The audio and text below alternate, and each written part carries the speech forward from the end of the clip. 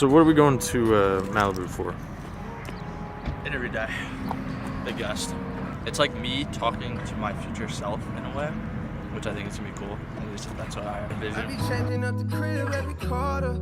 I got tired of not living how I wanna. I'ma make this shit as big as I wanna. Yeah, I get lost on my way to the kitchen in the morning. Somewhere in the hills of Montana. Yeah, baby gotta heal from the traumas. Yeah, mailbox filled up with commas. I'ma make enough to disappear if you wanna. I ain't got no time to waste on a comma. I've been changing up the crib every quarter. I get lost on my way back from the kitchen. Cause I don't know which way I'm going in the Carter. Lars, thanks for joining me for the first time. Yeah. Kind of the second time. Kind of like we opened last time. I kind of just want to we'll start really with what you're currently doing. I want to find out what your biggest priority is right now. You can kind of tell the audience what your main focus is right now, and then we'll really build into how we got here for the next 20 or 30 minutes, dude. Yeah. Cool. So yeah, how I got here, do you mean just like as we'll dive into that, but more like, what you're currently the main focus is on right now, because I know that's a lot of what we covered the first part of this. Is it going to get released? So we're going to go back and just kind of give some context before diving too deep. I gotcha. Yeah, so right now I'm focusing on just building up Investing Lab, which is a private trading community. We're really scaling up quick. We've had it for 2 months now, and we're just around 53 people. So it's been pretty good. Yeah. Clients are killing it. So yeah, just gonna keep growing that. Keep growing Investing Lab. And what skill set is Investing Lab focused on helping people develop? Options trading. So my other program is all about education on REITs, bonds, long-term investing, and then Investing Lab is purely options trading. We focus on swing trading. We don't day trade or do any scalp trading. Mm-hmm. Swing trade only, just because it's a lot less risky and there's a lot more money to be made. So yeah, dude, it's been crushing. Yeah, dude. 50 members in 2 months. I think it's a good sign of the creator economy. It's a powerful sign of a lot of people, they won't even start because who's going to listen to me? How did you get to the point of erasing that? Was there any of that doubt before launching the program?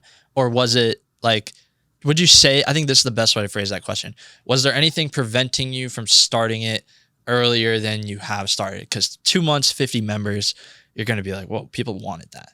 That's pretty solid for just your first program, or I guess your second program, but to open up like that. Yeah. So I didn't have any doubt in my mind, me and Jay. So he's my business partner. He handles all the trading. So he's way better at trading than I am. He's pulling in around 100K plus a month, which I've never come close to. I've done pretty well, but that's way out of my league. Mm-hmm. So I was I'll handle the business stuff, taking the calls, getting people in. You just focus on getting people wins, posting your trades. And I was there's no doubt this is going to grow. Just because I feel like a business, if it's built the right way and you have the right people running it, then it kind of just grows itself.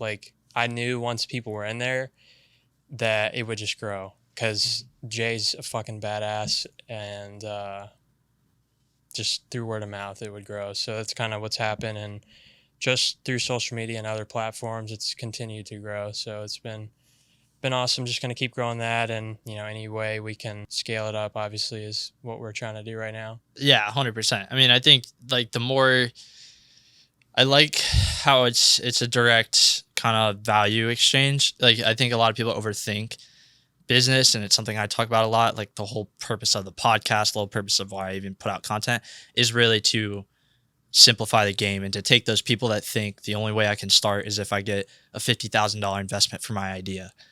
No, what you did was you learned a skill set. You found another person who did it better than you, that you're actively learning from, that you've seen results from, and you opened it to a wider audience.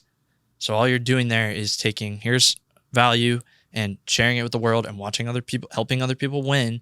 And then they'll naturally start a conversation about you being the access point of value. So that's what I love about the creator economy. That's what I love about exactly why we're sitting right here is that's not overcomplicated for anyone.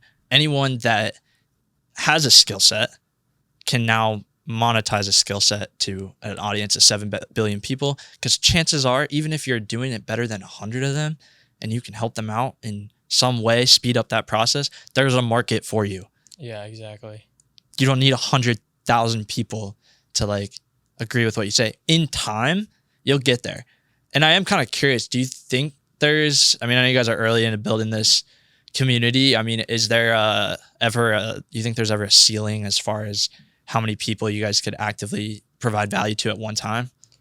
I think there is definitely a cap for as far as the different memberships go. I don't think so, because we can have like different tiers. People can manage different departments, and that's kind of the goal with our affiliate program, is to kind of replicate, he will not be said on the podcast, but yeah, Mr. T. Mr. T. Yeah. Our goal is to replicate Mr. T's basically like affiliate strategy, where it's not like you're getting a commission one time, you're getting commission month after month for that one single person you signed up. But if you were to leave the community, then all that goes away. So there's a ton of incentive to stay in the program, keep getting more people to join, like your friends, and earning money as an affiliate in the process. So that's kind of how we're going to scale it, push our content out farther. And I think it's going to work really well. Yeah. I mean, it's got profit written all over it. So I like it. It makes sense. You can make money being a member of the program. You can make money talking to people about the program and then actually applying it, because in that model, honestly, I think it takes care of the people that are going to invest in this and not take any action. And unfortunately, that's just going to be the case. A certain amount of people, no matter what the paywall is, they are not going to take it seriously. And my personal advice as somebody who's like, I haven't invested in a ton of mentorships and courses, but I've started to this year a lot more.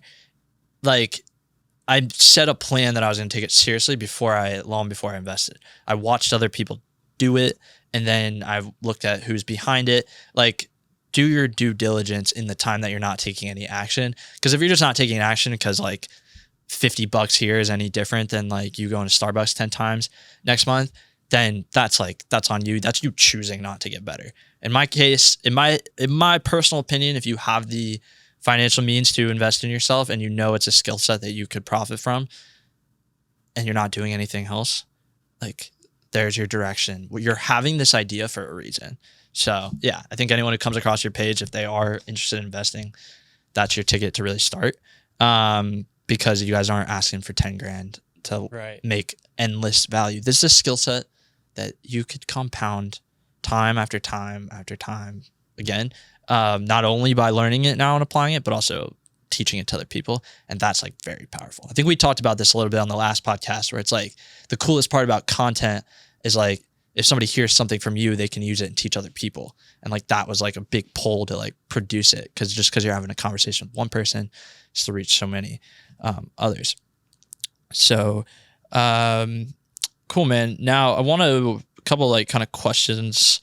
I had, this one's a good one. I heard it from, I think I heard it from Ryan Ayala's last podcast. So shout out to him. But if you had to reform the school system, what would you do differently? If I had to reform, okay, so here's the thing. If I had to reform the school system, the first thing I would do is, I feel like there's so many filler classes that are getting pushed on kids that it's like necessary to do. That's all a bunch of bullshit. Like, I honestly have not used a single thing that I learned in school. Like, I mean, obviously there's certain classes you need, like English is important. I think it's important to learn history, but there's so many filler classes that kids have to take now, especially like prerequisites or some class like that, that literally have nothing to do what you're going to do in life. And it just doesn't make sense to me why they make all these kids take these classes that is not going to help them at all. Like, it's just crazy. Like trigonometry, when am I going to use that? Realistically, with all the technology and stuff we have now, like nobody's going to use that. You know what I mean? I'm sure there's some, person out there that's watching that can pick one specific career that's going to use it. But for the most part, nobody's going to use that. Nobody's going to use like all these other classes that we have to take. Yeah. So I think that there needs to be a change in the curriculum because people are just so unaware of what's going on in like the economy. Like most people don't even know how to write a check anymore, and like you're having to take calculus, but you don't know how to write a check. Like to me, writing a check is way more important than learning calculus because like that's actually something useful. Like doing your taxes, not taught in school. Financial markets, not taught in school. Nutrition, obviously you can take nutrition classes, but I think like nutrition, physical and mental health should be like a must for any school board or curriculum just because it's way more important than like taking some stupid class that's not going to do anything for you. Yeah, no, I think right along the same lines. I mean, the health stuff's all of it's interesting because it's like it's almost like they designed the school system thinking people were going to get that information elsewhere and it be suitable. But like when you're thinking about where kids and like where we spend most of our time from 8 to 18, it's 8 hours a day, 7 hours a day in schools surrounded by just like we're getting told, here's what you're learning for this hour of your day and get in the routine, start young, start at 7 years old so that by the time you're 15 and you've been in it 8 years and it feels pointless because it is, you don't want to break the routine. So you're just locked in. It's so like frowned upon to drop out of high school when if somebody, and I'm not advocating like that, it's for everyone, but if you're in a place where you just think your time is better used elsewhere and you have a plan to do that, I think that's the biggest thing is like you don't just drop out with nothing. But if you drop out with a plan, you've generated some revenue online, high school, college, I know kids starting agencies at 15. I've interviewed a couple of them and they're crushing it. And they're going to come out of high school being like, I'm making $10K a month. What the fuck do I need to go spend $40K a year in college for? And good for them. The reason they know that at 18 is because they started at 15. Yeah. And so, yeah, it's interesting to hear you say that. I think it's good because if we were taught those things, nobody would want to drop out of high school. Nobody would want to drop out of college because you'd be applying it. We'd all be kids would be making money in high school because they knew how to manage it. And then they'd like do I want to invest in college? Because that's what this is, right? An investment that just becomes a burden for your parents or your family or whatever the fuck it is, because it's so much money. But if you're making money in high school, who knows what would happen? How early did you get the entrepreneurial bug? Because I know we touched on this earlier in the last one. I think that was pretty cool. To just kind of. So yeah, the way I kind of got the entrepreneurial bug was I used to sell shoes. Like I used to resell like Jordans, like Nikes, Adidas, whatever. Mm-hmm. And I saw the kind of profits you could pull in from something like that. And that's kind of what kickstarted me into business. I tried drop shipping. I feel like everyone tries like e-commerce or drop shipping at one point. Yeah. Didn't work out for me. And then I got into investing and that's like where everything changed. A lot of people get it backwards because I see a lot of people try and teach something they don't know. They'll like come out with a course, sell something they have no idea about. You have to go and do something first, like acquire that skill set first, like put in those hours, grind your ass off where nobody sees it, and then be like, I've done over 6 figures from the skill that I learned. Here's how you should do it too.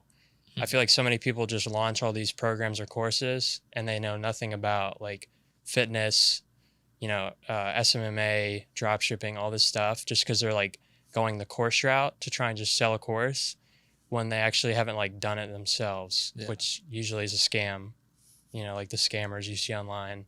Yeah. But gotcha. Yeah. And it makes sense, right? Like you're basically saying you built your experience and then you went more to market. So while the drop shipping and like these get rich quick businesses weren't working, you still consciously knew to like build your skill set in investing. And like sales, investing is one of those things where like you can get paid to suck, dude.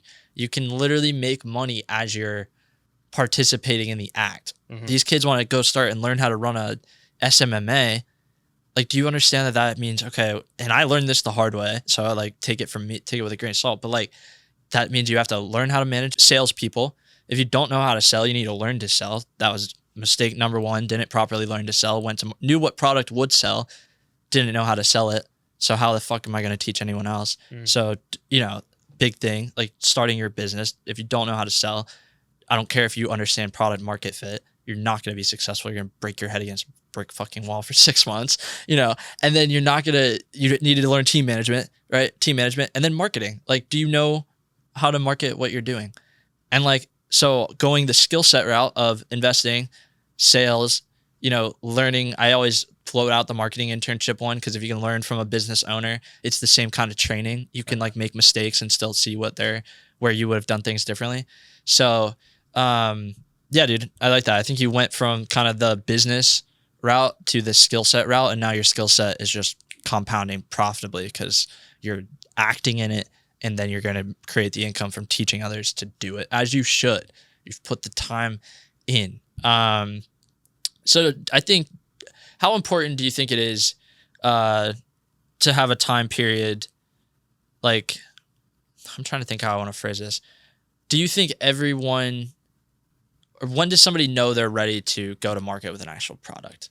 So the reason I got into investing, I guess I should say, so obviously through my mentor, but the main reason I got into trading was I was like, okay, what's something I can do where I don't have a boss, because I hate taking directions from people.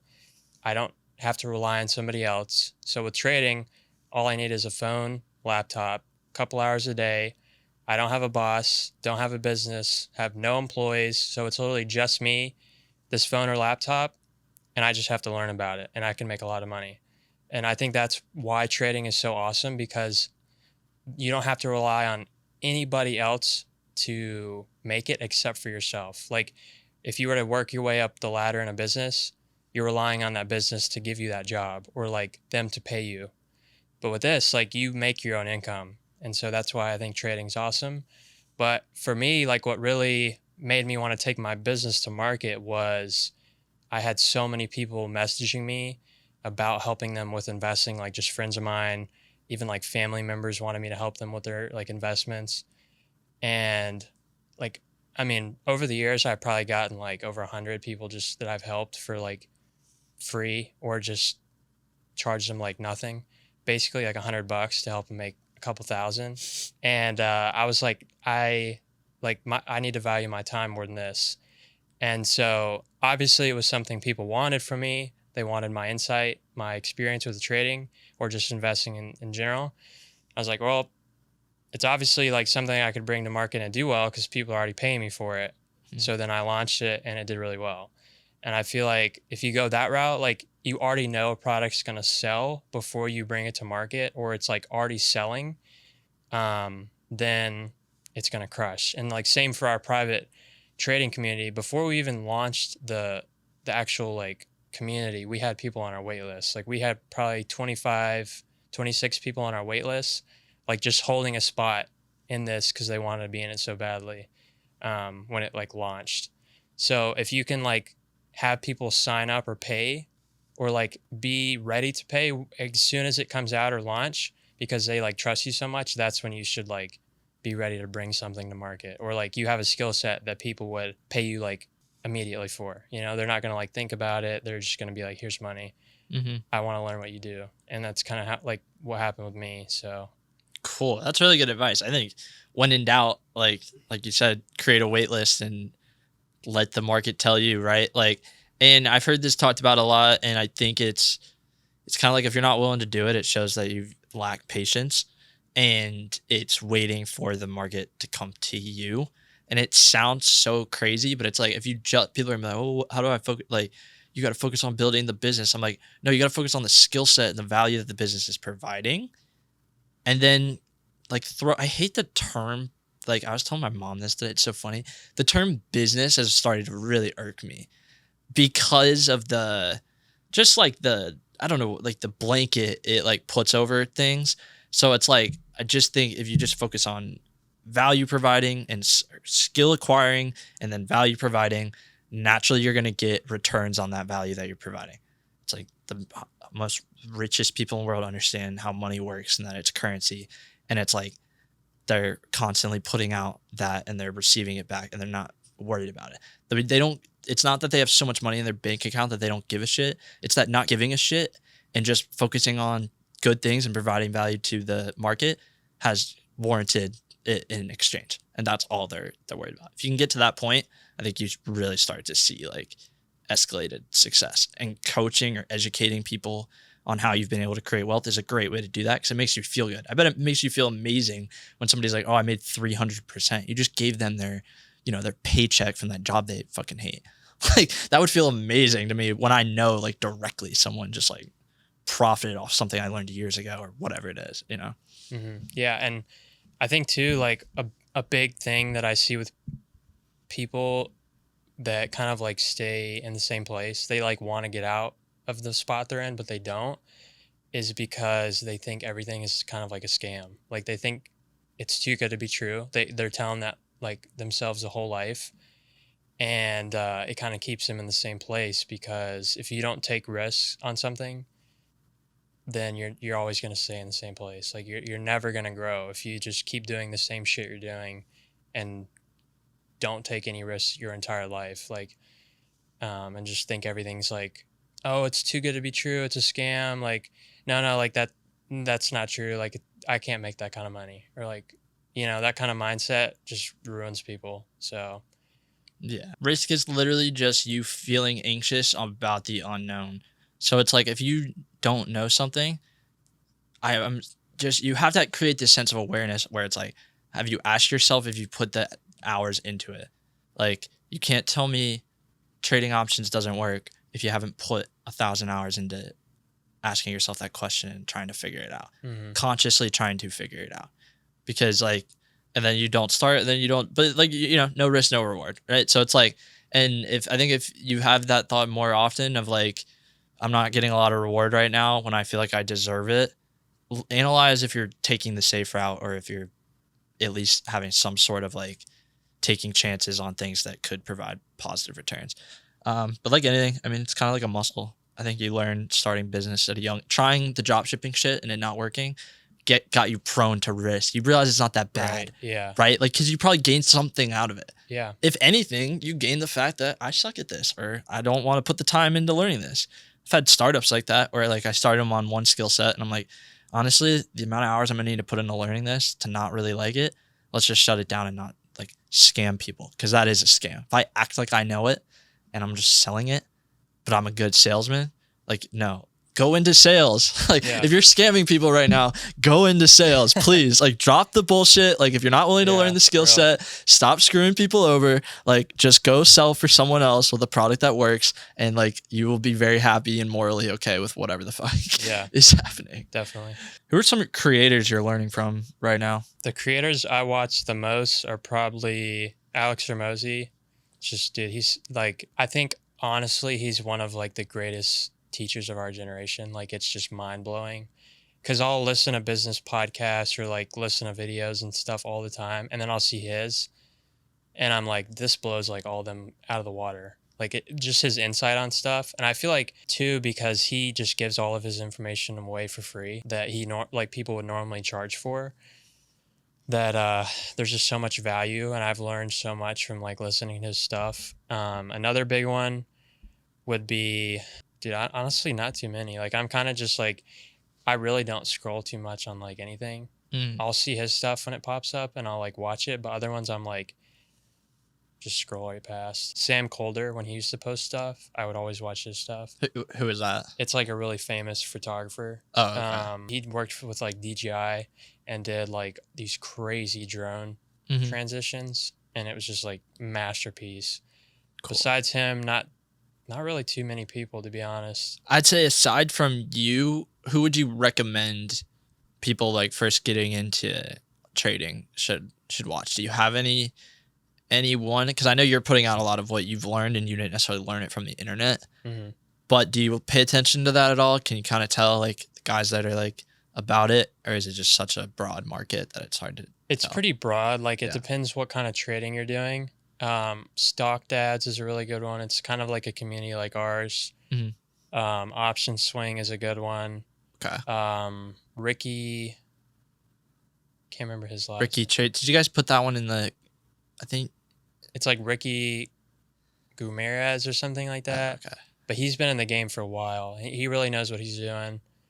Stock Dads. Okay, interesting. But there's so many like TikTok traders now that it's like hard to keep up with. It's hard to keep up with, and I think you just touched on a good point. I always like to make a big key to this is like analysis paralysis happens when you have too much information and you're not taking any action because the access to the information is too easy that it's very easy to like just not understand where your limit is.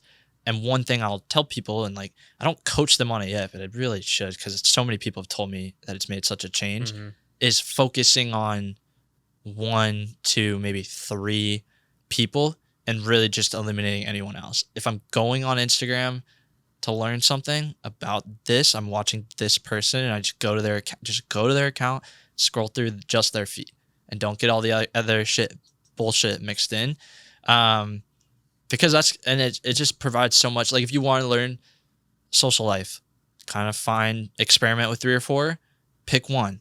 Like, I always mention it, but like you'd pick Arlen or you'd pick, somebody else who's teaching like that. If you want to learn about, credit card leverage, like Colin Yerkson, like great one, but just focus on him. If you want to learn about options trading, now like all your stuff is just what I'm like scrolling through. Cause I'm in the course and I might as well just keep everything in alignment. Makes the thoughts easier in your head and you're actually more willing to apply it. If I was learning 10 different options trading strategies, I'm trying 10 different options trading strategies. Yeah. If I'm learning one that worked for one person that I know has helped at least 50 other people, good enough numbers for me because there's a lot of people out there where I don't have that proof at all. Right. Yeah. So, it's interesting. There's a game within the game. Like this social media shit can be so helpful and put people so far ahead, but it can also be so immobilizing that it just makes them take the easy route. And that's what we're trying to change. Yeah, dude, bro. Yeah. I think there's a good way to like frame it without being like, as blunt as like we were saying. It's more as someone who's pretty much built what you've built, like on your own with the help of mentors that you went and found, right? Like it must be difficult to just hire people to help you scale, but you do need people to help you raise the ceiling per se. So you can kind of just talk about that a little bit, like what you look for in people that you potentially want to work with or even collaborate with, because we'll put that out there too. They don't have to be like your employee, but it could be kind of like both, I would say.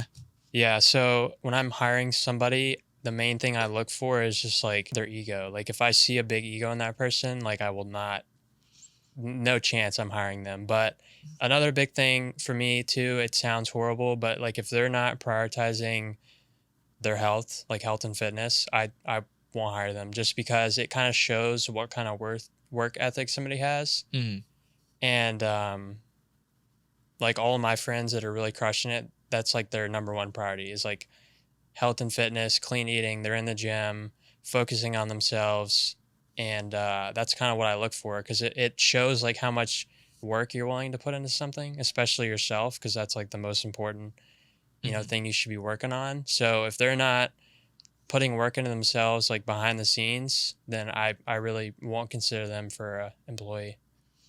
Yeah, and I think it's like a good standard to have because if not that, then it's always, for me it always just goes back to like what, like I don't need to hire a bunch of nice people. Obviously, like you're probably not even we're probably not even having a conversation if you're like an asshole, but there's a conviction that comes with people that are taken that way. So I never want to do that. That's you, like you can use that too, especially in your business, especially when it comes to sales, etc. So it's like I'd almost rather have the guy that's like so ruthless about his personal health, and like if that's where your confidence comes from, good, because I know that's only built by you, so that confidence can't be inflated by anything else. I know that if your fitness starts to suck or you start like not taking care of yourself, that confidence and that swagger is going to go away. And so I'm never really worried about it going anywhere because it's like cool. Like it's so interesting. And again, like you don't know till you go through it, right? Like fine, go hire someone that's freaking out of shape and tell them to do a high performing job because they're fucking nice and you grew up with them and see how it fucking goes. Like I always am like, never want to tell people to take my advice, but if you ask for it and you hear a suggestion and then you just choose not to even try it, or like you choose to keep doing the same thing, you don't change, nothing changes, nothing changes. Yeah. Like, And I think too with like health and fitness, yeah. it's the one thing, like if you're going to the gym every single day, it's the only thing you can do that you're not directly going to see a change in your body. Like you can go hit biceps every day the rest of this week and you're not going to notice a difference in your biceps. And it kind of applies to business too. Like if I'm hiring somebody to work for me, we may be working on a project that we're not going to see the returns for the next 6 to 12 months. And that's the kind of person I need like working for me. I don't want somebody that's like just going to get tired out or not keep putting in work because they think it's going to like fail or they're not doing anything important. Because like over time when you go to the gym, like you'll see the results, but like you're not going to see them the same week, the same month. So that's kind of also like why I think it's important. Yeah, and I think it's a good kind of segue, but what do you think is the number one thing that holds people back? And I'd say holds people back not from like their ultimate success, because I think that takes time. But what do you think holds them back from even starting in the first place? The biggest thing I see is victim mentality. People always think that, oh, like, of course this happened to me, or of course they're doing well in life. Like they got handed this or, you know, whatever. I think people make all these excuses why they're not doing something, or they'll like hate on somebody when they see them succeed and like, oh, that should have been me, or like, you know, oh man, like I hate that guy for doing that, because it's really just they're insecure about never starting that thing they wanted to do. And that just goes back to like fear of taking risk. But that's like the biggest thing I see with people is they never take a risk because they're like too afraid to, and they just kind of sit on the sidelines and watch other people take those risks, and then they get mad about it. Yeah, I mean, victim mentality is fucking huge. I mean, a lot of people, like, you hear it all the time. Like, you're only feeling that way if you're not. It's because it's coming from a place of lack, and it's very like, again, trying to simplify it, but like if you think in lack, like that's what you get more of, and you're gonna end up spiraling. And like just paying attention to your thoughts. Like if you are thinking you want the best for every person you're coming in contact with, you will naturally be a happier person. You will naturally start to see success and not just like, yeah, that's awesome. Cool, man. I mean, anything we haven't really rolled through, I think it's been pretty productive 20-30 minutes, but I know we're coming up with ideas mad this week. So like whatever. Yeah. Question for you, I guess. Yeah. What's your favorite memory of, or let me see how I can word this. Like, what's your favorite story from the podcast? Favorite story from the podcast? There's definitely been, in terms of ones I was most excited about having and like was like super, like I really need to pick this guy's, or I really want to pick this guy's brain. And it was so early in like bringing the podcast back. But there's two people that come to mind. One was Jacob Hopkins, him telling the story about how he was Alex Hormozi's understudy, like pretty much his understudy, but he just happened to be living next to this guy who's turned into such an impactful person, and he had no clue. And it was such like, imagine, because I always think like, imagine being the person that like discovered Alex Hormozi. And like in Alex Hormozi's case, because I know Jacob Hopkins is going to crush it when he decides to launch his own thing. Like imagine being the person that discovered fucking Jacob Hopkins, because I know the value he's going to provide to a ton of people. And he was one where he was like in our same cycles, like doing drop shipping. He just lost like 12 grand in, online e-commerce or whatever. And he goes to Alex Hormozi, and what does Hormozi always say in all his content is you're not good at sales. Like he told him, like, you literally suck at this so bad. Like you are terrible. And like a 19-year-old who's like been starting all these businesses, because I was that kid too, thinking like, no, I've got it. At least I was trying. I'm better than 90% of the kids my age. And you probably are, but you still suck at sales. So he told him that. And like, so Jacob telling his story about how he got started with Hormozi, and then what he had to get put through when he started working for Gym Launch. It's like one of the coolest stories ever, because it's like he was young compared to all the sales reps. So, and like Alex knew he was kind of giving him a pretty cool opportunity, but like he had to take it seriously. So like he talked about a story where, you know, he was making like 1,000 dials a day, and like he was going in person to gyms telling them that Gym Launch could fix their gym. And Alex first told him that, okay, you need to get 3 and then you can be a full-time closer. And so he got 3, but then Alex said, okay, well, I need 5 more and then you can be a full-time closer. And so he did it again. And then he did it. And he did this for 8 months where Jacob would hit a milestone and prove he could do it. And then he would get sent back into it, and just because he didn't think he was good enough. But now he does, I think he mentioned it on the show, so I don't feel like, you know, but he does over, you know, anywhere between 30 and like 50K a month as a closer. Wow. You know, so in that year of hell, quote unquote, of sucking, but having the sense of knowing like who you were learning from, and just not quitting, because so many kids would have been like, no, fuck you, dude. I can replicate this for someone else. That's what my ego would have said. It would have been like, I don't know, dude. You told me 3 different times I was going to have my life changed. But yeah. And I think another cool part of that story is some part of what, like all the deals he was closing was like at the end of the year, he got like a lump sum of like the bonuses or something. And that was like a big, like he didn't know he was getting that. So it's just cool. Like when you put in the work, like those synchronicities happen. And he was just like, whoa, like 30 grand all at once. Like you know, you can change your life at 20. So yeah, the Jacob Hopkins one comes to mind, and then Daniel McAvoy, because he had that experience working for Tate. And I liked that our podcast wasn't so, what was your experience working for Tate? It was just more like, I found that out after I'd found him for something else. I was like, oh, I had no idea you fucking did that. I found out because I just knew he was in the crypto Dan. Like, let's talk about, you know, so yeah, man. Oh, your podcast. Kind of talk to me about that a little bit, and then we'll wrap this up, because I think the investing side is really known, but I don't think a lot of people know that you put out episodes week after week pretty consistently.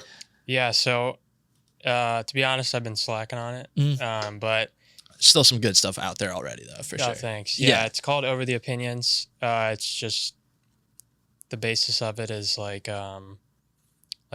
doing what you love over the opinions of others. And I don't talk about investing at all. I talk about business stuff a little bit, but it's mostly mindset development, motivation, self-growth, stuff like that.